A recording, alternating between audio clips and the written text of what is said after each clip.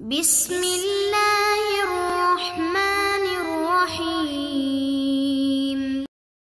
بسم اللہ الرحمن الرحیم صلی اللہ علی رسولہ الکریم وآلہ الاطیبین الطاہرین المعصومین۔ السلام علیکم ورحمۃ اللہ وبرکاتہ۔ طلاب کرام عزیز، کیسے ہیں؟ امید کرتے ہیں آپ خیر و عافیت سے ہوں گے۔ دروس فی علم الاصول حلقہ ثالثہ کا سبق نمبر 285 آغاز کر رہے ہیں، جس میں عنوان کرا دیا گیا کتاب کی عبارت القسم الثانی ان یکون الشک فی شمول سے لے کر تطبیقات للجمع العرفی تک۔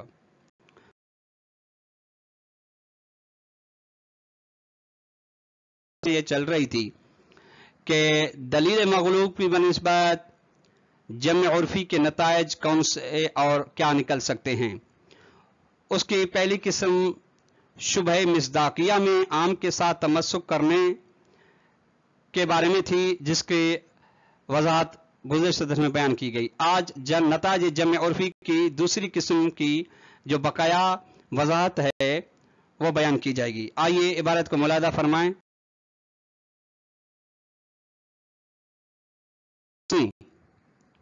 دوسری قسم ہے شبہ مفہومیہ کے اندر آیا عام کے ساتھ ہم تمسک کر سکتے ہیں یا نہیں۔ فرماتے ہیں یکون شک فی شمول، شمول یعنی عموم، کہ آیا تمام افراد کو شامل ہے یا نہیں۔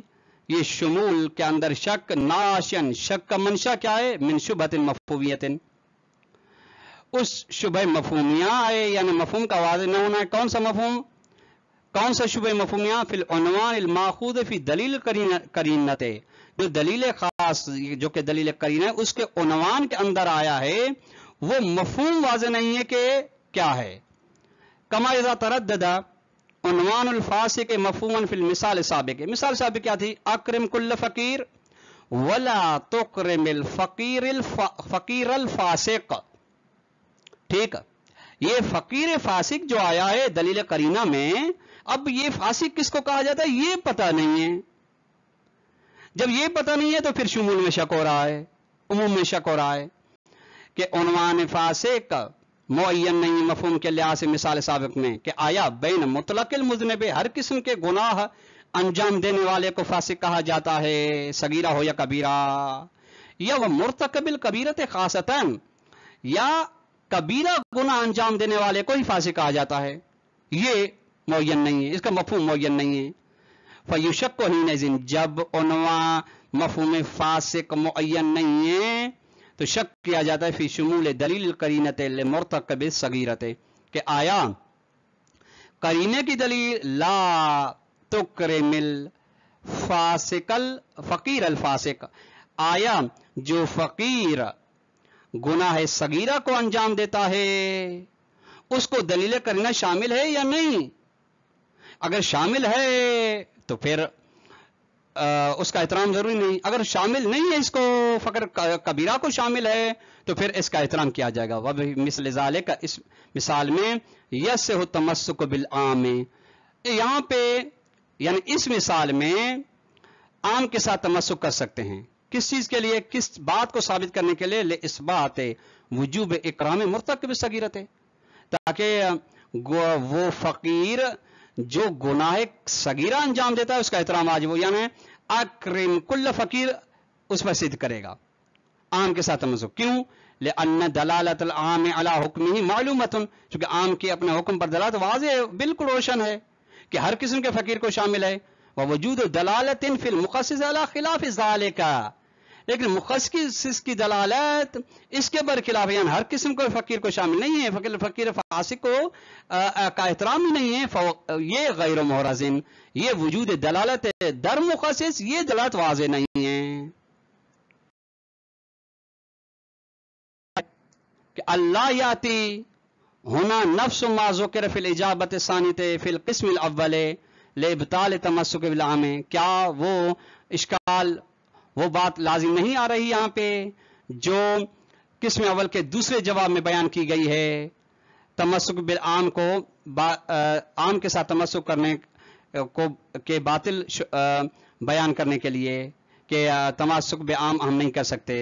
تو کان الجواب، جواب یہ کہ ان ذالک لا یاتی، وہ بات یہاں پہ نہیں آئے گی وَيَتَّضِحُ ذَلِكَ، اور یہ بات واضح ہو جائے گی بعد بیان مقدمتن، جب ہم ایک مقدمے کو بیان کریں گے تو یہ بات بالکل واضح ہو جائے گی. وہی اچھا وہ مقدمہ کیا ہے؟ وہ یہ کہ ان المخصص القائل، یعنی وہ دلیل مخصص، دلیل قرینہ جو کہتی ہے لا تکرم فساق الفقراء، کہ تم احترام نہ کرنا فقیر ان فقراء کا جو فاسق ہیں، یہ مخصص یکشف عن دخالت قید فی موضوع وجوب الاکرام زائدن الفقر، یہ واضح کرتی ہے کہ فقر کے علاوہ وجوب احترام کے اندر ایک اور قید بھی دخالت رکھتی ہے. یعنی فقط فقیر ہونا کافی نہیں ہے، احترام تب ہے جب وہ فاسق بھی نہ ہو.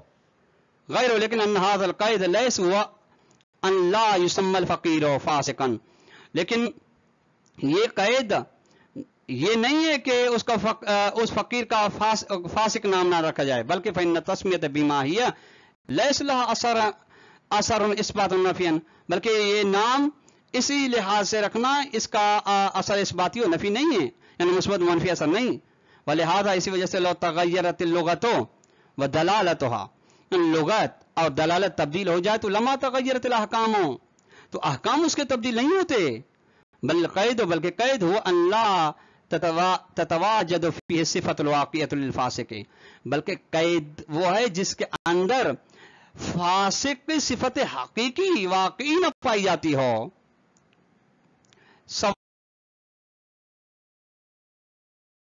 فاسقن اولا، چاہے پھر ہم اس کو فاسق کا نام دیں یا نہ دیں. وَتِلْكَ صِفَةُ الْوَاقِعَةُ مُرَدَّدَةٌ بِحَسْبِ الْفَاظِ، اب وہ صفت واقعی ہمارے لحاظ سے تو پھر مردد معین نہیں ہے کہ آیا بین ارتکاب ذنب، کہ ہر قسم کے گناہ انجام دینے والے کو کہا جاتا ہے یہ صفت واقعی، اور ارتکاب القبائر خاصتاً، یا اس آدمی کو کہا جاتا ہے جس کے اندر یہ صفت پائی جاتی ہے کہ فقط وہ کبیرہ گناہ کو انجام دیتا ہو. وہی سو چونکہ ان ارتکاب القبائر هو المتيقن، چونکہ کبیرہ گناہ کو انجام دینا تو یہ تو یقینی ہے کہ فسق کے دائرے میں آتا ہے، نتیجے میں احترام نہیں ہے. فنحنو پھر نقطہ ہو، پھر ہمیں یقین ہو جائے گا، چونکہ جب کبائر کے بارے میں یقین ہے کہ خاص کے دائرے میں ہیں کہ تو بأن عدم ارتکابہا، تو پھر کبائر کو انجام نہیں دینا قید دخیل فی موضوع الحکم بالوجوب، یہ قید دخلت رکھتی ہے کہ اگر گناہ کبیرہ انجام نہیں دیا ہے تو یہ جو وجوب احترام فقیر کا موضوع ہے یہ اس کے اندر دخلت رکھتی ہے قید. یعنی حکم بے وجوب احترام کا موضوع تب ہے جب فقیر گناہ کبیرہ انجام نہ دے. وَأَمَّا عَدَمْ ارتکاب صغیرت ہے، لیکن صغیرہ گناہ کو انجام نہ دینا اس میں شک ہے. فَنَشُكُّ فِي كَوْنِهِ قَيْدًا فِيهِ یعنی موضوع حکم بالوجوب آئے، پھر اس میں ہم شک کرتے ہیں کہ آیا صغیرہ گناہ کو انجام دینا موضوع حکم بے وجوب احترام فقیر کے اندر اس کی قید ہے یا نہیں ہے، اس میں شک ہے. وہاں کا نعرف ہو، یہیں سے ہم جان لیتے ہیں کہ ان ہناک ثلاثۃ عناوین، یہاں پہ 3 عناوین ہیں. احدہما، پہلا عنوان یہ ہے کہ نقطع بعدم کونہ قیدا فی الوجوب، ہم یقین کہتے ہیں کہ یہ قید نہیں ہے وجوب اکرام کے اندر، قید نہیں ہے، یعنی ہم یقین کرتے ہیں کہ یہ قید نہیں. وہ ہوا جو کیا ہے عدم تسمیت باسم الفاسق، یعنی ہم فاسق کا نام ہی نہیں دیتے، یقین ہے کہ یہ فاسق نہیں ہے.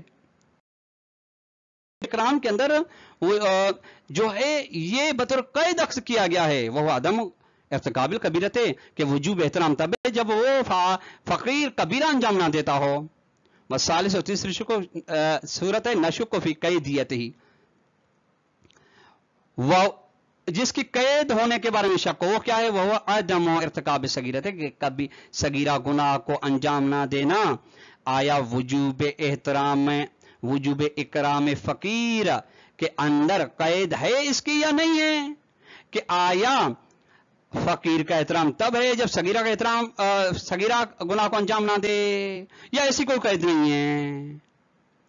اذا اتضحت هذه المقدمۃ، جب یہ مقدمہ مکمل ہو جاتا ہے تو فنقولو، اب ہم کہتے ہیں کہ ان العام فی نفسہ، عام خود ذاتن یعنی اکرم کل فقیر، یثبت ثابت کرتا ہے وجوب اکرام الفقیر، کہ فقیر کا احترام ضروری ہے، بدون دخالت ای قید، کس ایو قید، کسی بھی قید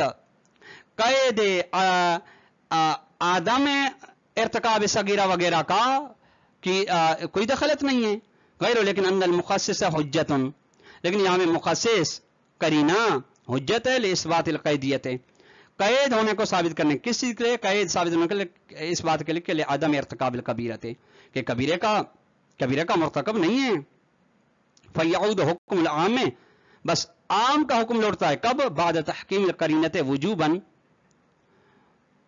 مقیداً بعدم ارتکاب الکبیرت، کب؟ جب ہم قرینے کے بارے میں حکم لگاتے ہیں کہ ضروری ہے اور مقید ہے اس کے ساتھ کہ کبیرہ کا مرتکب نہ ہو فقیر، ولا موجب لتقید بعدم تسمیۃ باسم الفاسق، اور اس قید لگانے کے لیے کوئی انگیزہ نہیں ہے کہ ہم فاسق کا نام نہ رکھیں،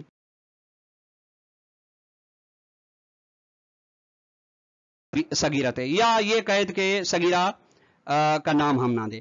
اما الاول فللکاتب عدم قیدیتی، پہلی صورت یہ ہے کہ چونکہ ہمیں اس کے قید نہ ہونے کے بارے میں یقین ہے، ٹھیک، وہ اما ثانی دوسری فلعدم احراز دلالت المخصص علی ذالک، یہ محرز نہیں کہ مخصص اس پر دلالت ہے یا نہیں ہے، وائل اس بنا پہ جب مخصص کی دلالت محرز نہیں ہے تو فیثبت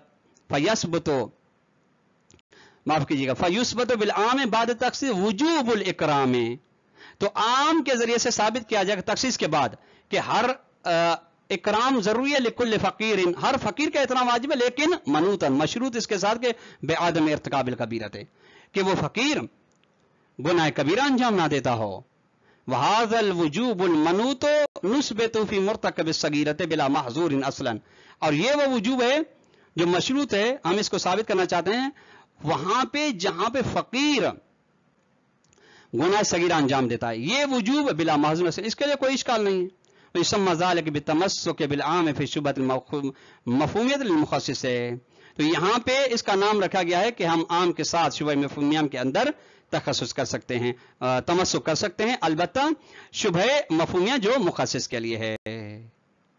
طلاب کرام عزیز، آج کا درس اپنے اختتام کو پہنچا، والسلام علیکم ورحمۃ اللہ وبرکاتہ۔